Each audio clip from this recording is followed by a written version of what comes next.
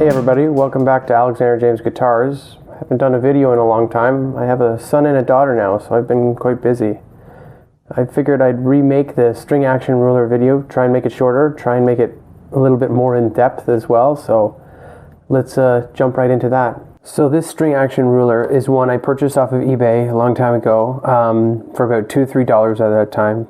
I just wanted to see the quality because it's realistically just a stamped piece of steel with some laser etched text and numbers in it. So I wanted to see how did it compare to the really expensive ones that you can get from like StewMac and whatnot. So basically what I have found is that the edges are ridiculously sharp. There's a huge burr on the edges, and some of the measurements on it, for instance, like the 3mm, I know that if you try and dial in your calipers to 3 mils, come on. You measure your calipers into 3 mils, the black portion is actually longer than 3 mil. So it's not measuring exactly 3mm.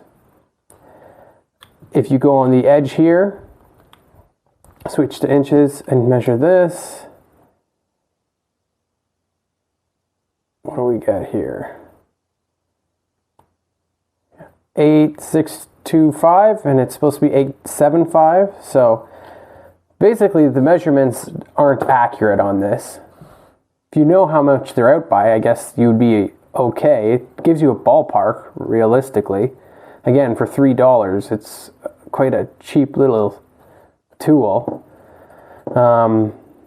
If you want one that's stamped properly, then maybe you should purchase the more expensive one for sure. Let me show you how to use it. There's a lot of people requested in my last video, they wanted to see how to use it, so let's do that. I'll try and give you a sitting down angle. So here we are. Guitar's just on my lap in the playing position.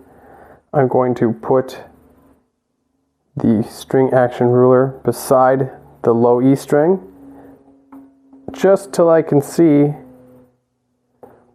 the black lines that are painted onto the string action ruler.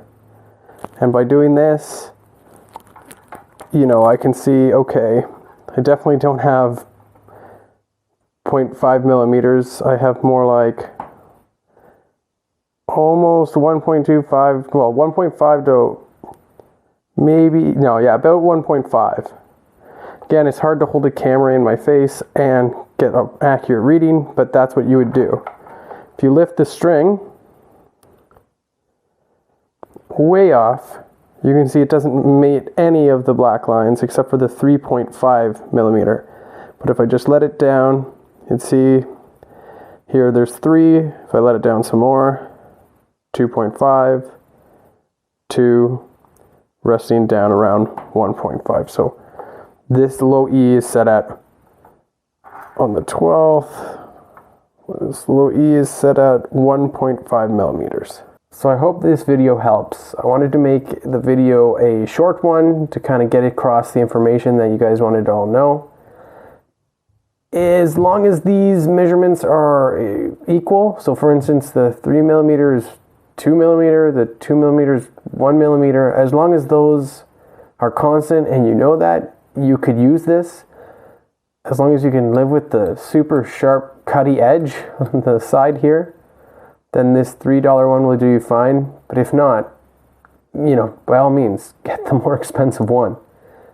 So, hope that helps. See you on the next video.